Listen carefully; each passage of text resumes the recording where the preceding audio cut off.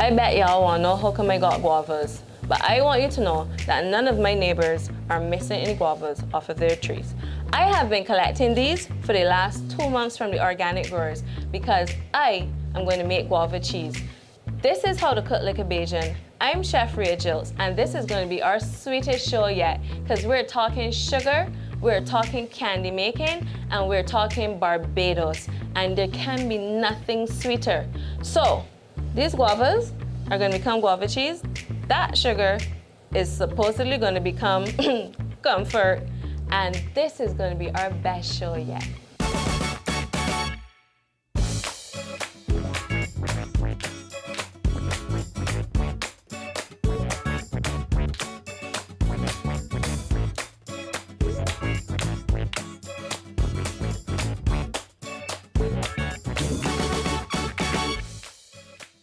First, I'm going to lightly grease my container that my guava cheese is going to set in. So I'm just going to quickly rub a little butter around on that. The beginning of the story of candy is 5,000 years ago in India, where they first started taking the juice from sugar cane, boiling it down and eating it as a sweet. And it wasn't really what we're gonna see today. As professional as that was the first time in history that somebody had tried to use sugar for candy making. And now India is famous for all the different types of sweets that you can enjoy there.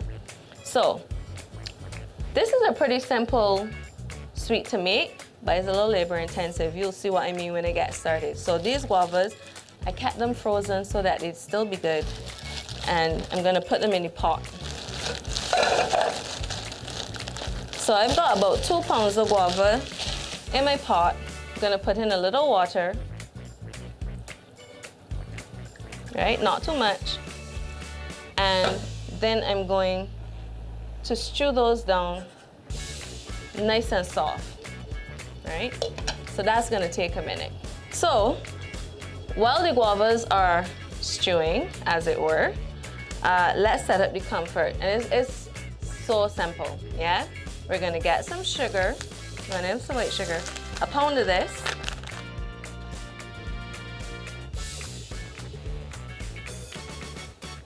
Or 16 ounces, however you wanna say it, but a pound of this. 12 ounces of water.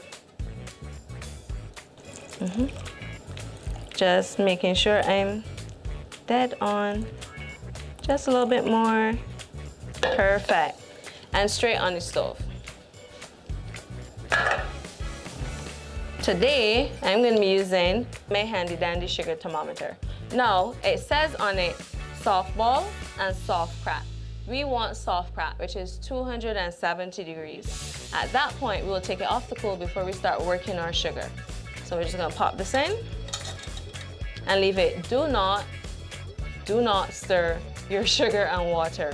Also, turn your flames down so that the flames aren't coming at the side of the saucepan. Yeah?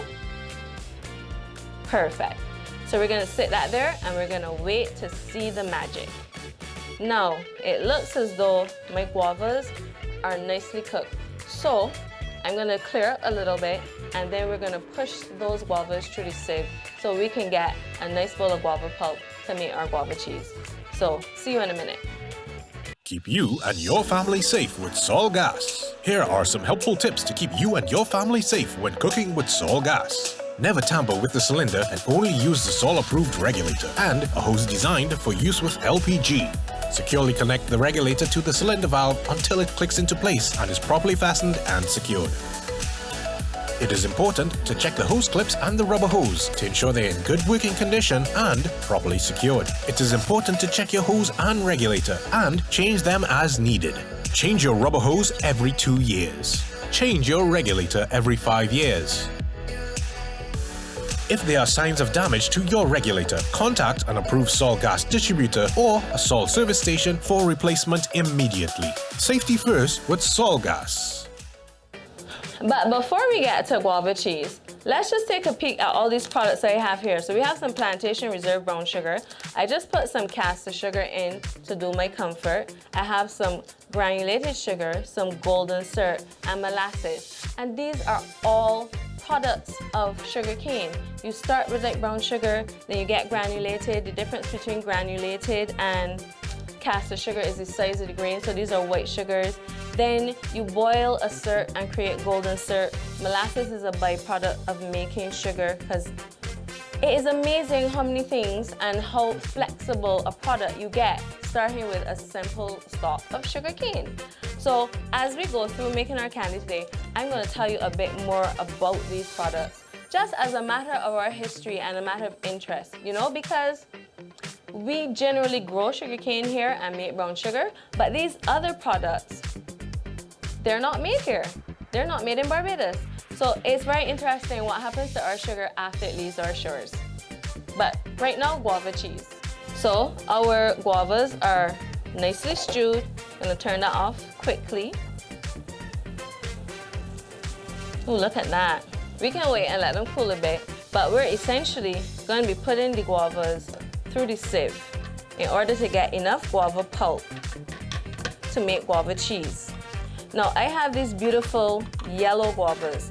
Normally, guavas are pink in the middle, but as we know, and as I like to say, there's always varieties of things, and that's one really good thing about supporting local and organic farmers, because they always produce variety.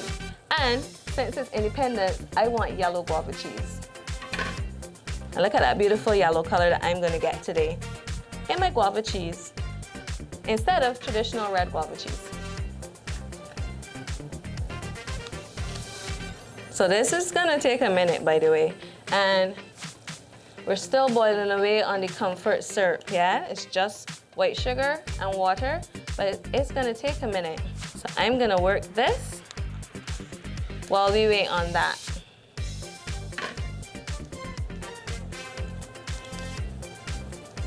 Now that we have our pulp, right? Sorry, let me put that down. What am I doing? Okay, so you push it through, and you push it through, and you work, and you work, and you work, and it's like, anyhow, here we go. So you get this, which is basically a lot of seeds and skin on top in your sieve, and underneath you get this wonderful bright yellow today guava pulp. So let's get rid of that. Let's get my frying pan out. So in it goes. This is your guava pulp. I'm using a non-stick pan. It's gonna make my life very simple and easy. Sugar.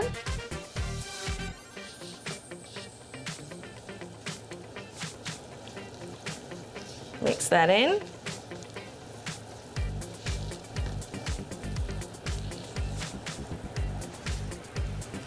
Remember, you can always put more sugar in, you can't take it out, eh? Lime. Just like a teaspoon of lime juice or so, or lemon, don't kill it. And a pinch of salt.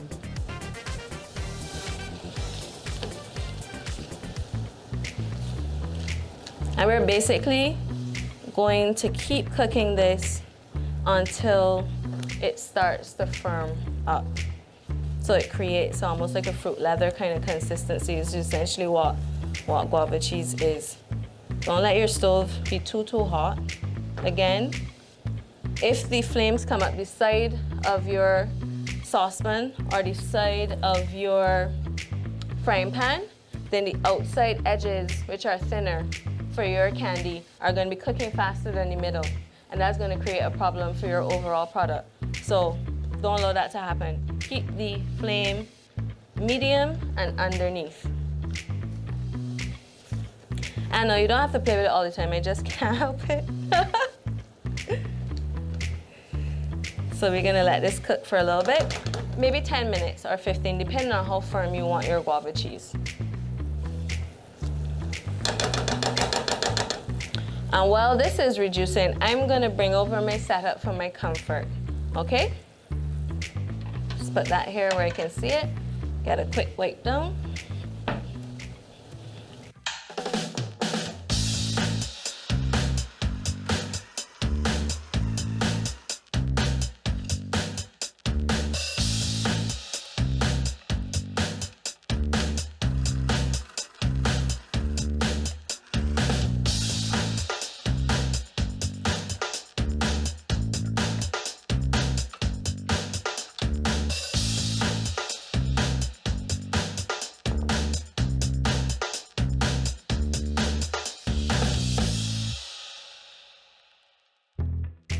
And while this is going, I'm gonna just grab our pan for our comfort.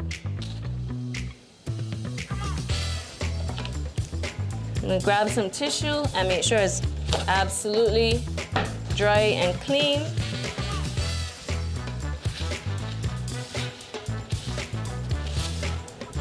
And I'm also gonna introduce you to my candy gloves. I know, sounds peculiar, right? So candy gloves have 2 layers. And yes, I know I'm cheating, but hot sugar and the tips of your fingers are not friends. So this is how this works. You have a insulating layer, and then you have a silicone glove that goes over the top. So when I'm ready to move my candy ball around and I'm pulling, I do not lose my fingertips, and that is very important because I need them for stuff. But that's later, right? Let's get this guava cheese set up. So you know your guava cheese is ready to come out of the pan where it pulls away from the sides as you move it around. See that? Starting to pull together? Perfect. So, how long you allow your guava cheese to stay in the pan after this stage really depends on how firm you want your finished product to be. Now, I like my guava cheese a little soft with a little give. I don't want it hard. So I'm actually gonna come out at this stage. See, it's coming away nicely. Yes. I'm gonna come out and go straight into my container. And you see how it just slides in there? That is because basically you've extracted all the additional moisture, all the extra water as you may.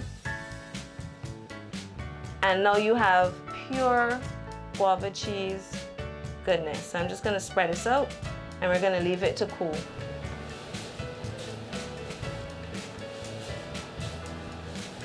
Okay, so we hit soft crack.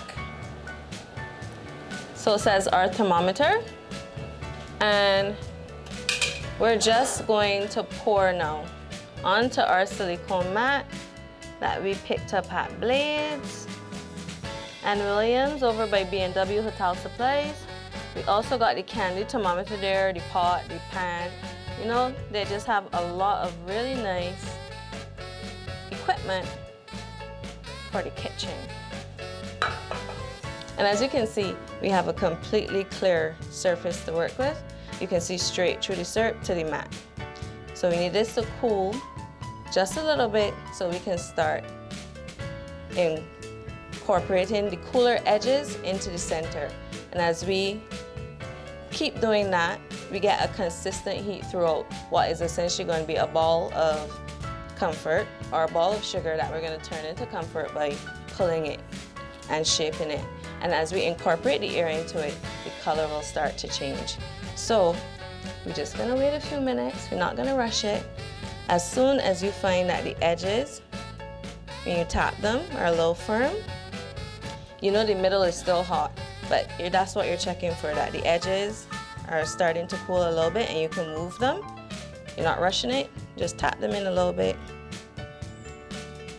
Tap them in a little bit. As they cool, just incorporate them towards the middle. You need an even heat all around. Not quite ready for us to start folding. You're just tapping the edges. Maintain the temperature of your candy. It's a very technical art. Very simple, ingredients are simple, but getting it right is very difficult. We're not allowing them to get too cool, but we're not rushing it either. Patience. Patience is the key for us to get the end result that we want. Right? Just let it cool. See, that part is a little less ready. And I don't want this. I don't want a little bit. I don't want the bits of sugar forming. I don't want to incorporate that back into the other one either so that it affects it. So just tap in the cooling edges towards the center, but you're not rushing the process. And don't let the little stringy bits go back in and annoy your whole setup. Just get rid of it. So my silicone mat, I picked up at Blades along with the candy thermometer. This mat allows you to work the sugar without touching it. It can take heats of up to 500 degrees Fahrenheit. So it's very useful for this kind of work. And even though this is very hot and sticky, it will not stick to the silicone. So we're getting much closer to a situation where we have a ball of candy that we can work with. We are definitely getting there, but we need to be very patient with our process. Slow and steady wins the race. Peppermint oil in there. Get our comfort flavor. And we're twisting, and we're pulling. Get your comfort. So we're twisting.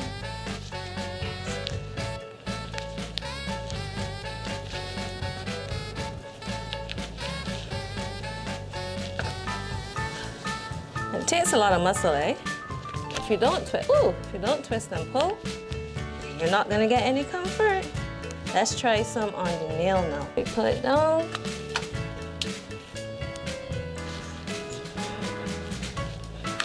And it goes around, and we pull. Yes. We twist.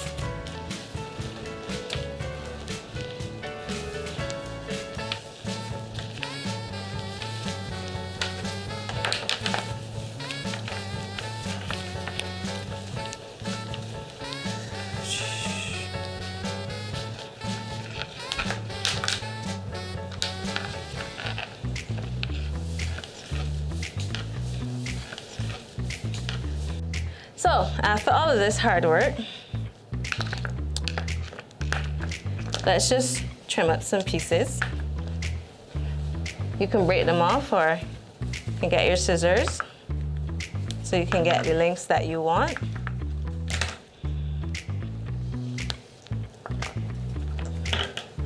Mine are all kind of sizes today.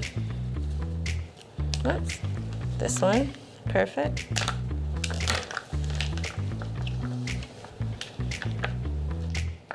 And now they're a nice white color.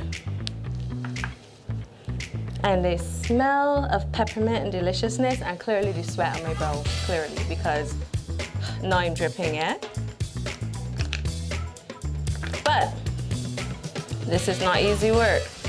Next, we're gonna decorate these with some yellow sugar in celebration of independence.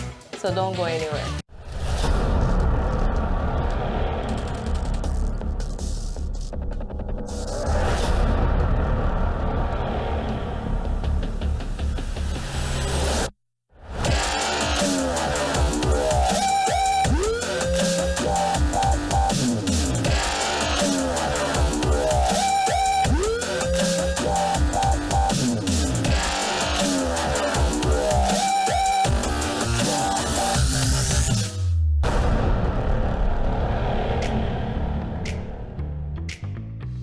So I have to tell y'all about me and this comfort and this studio and this AC vent, okay?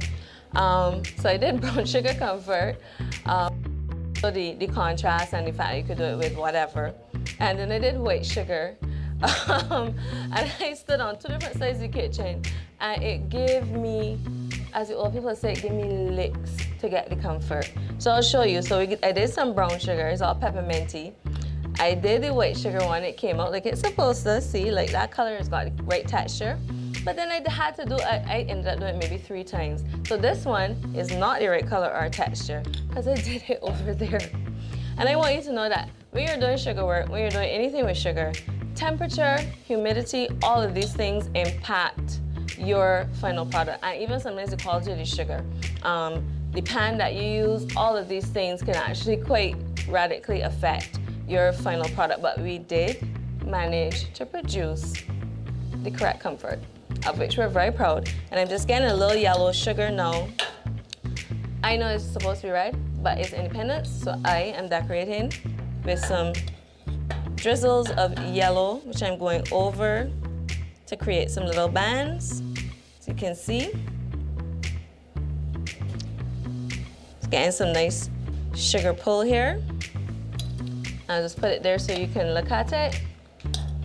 And I went with a little yellow and a little easy decoration because it's Independence.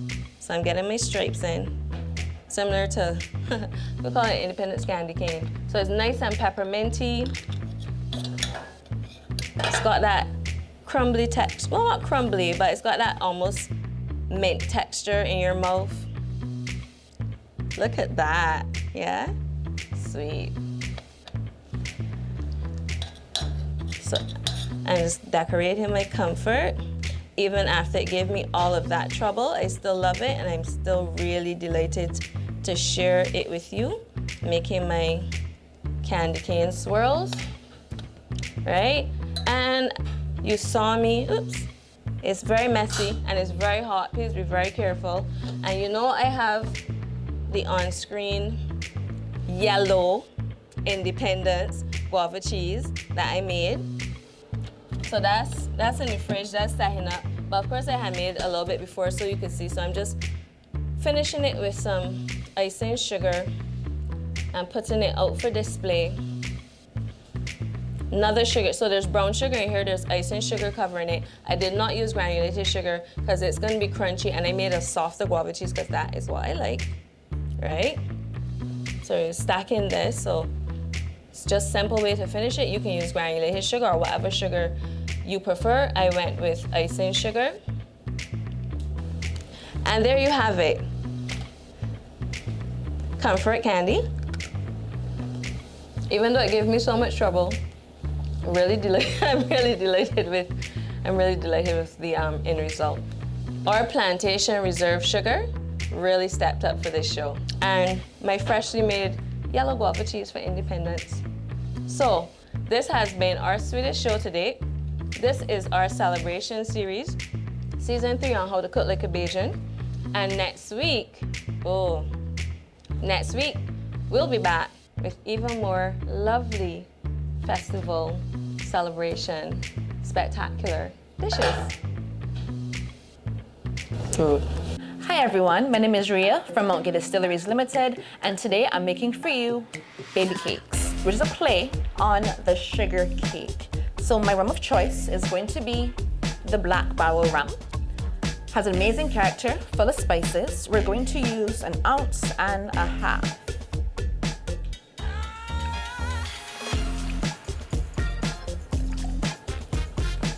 Next, my secret ingredient, Pancha Cuba. It's gonna give it a nice creamy texture. An amazing body, 1 ounce of that. Next, ginger beer. I mean, for me, what is a sugar cake without ginger? Come on. The best part of it, the best flavor. We're going to do 1/2 ounce of that. And then, of course, the coconut, some coconut cream. 1/2 ounce as well. And I don't know about you, but the pink ones are always my favorite. So we're gonna do 1/4 ounce of grenadine syrup to add that lovely pink color.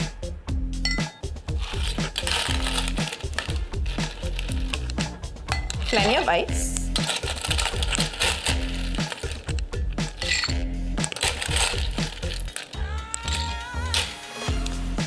All right, let's shake things up.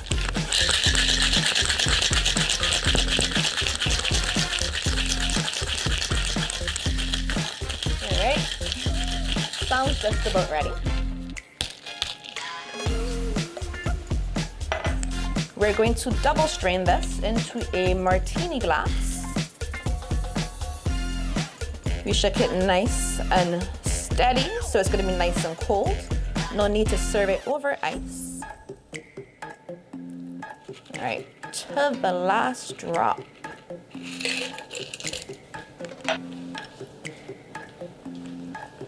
Some cherries. I mean, who does not like a cherry? And there you have it, baby cakes.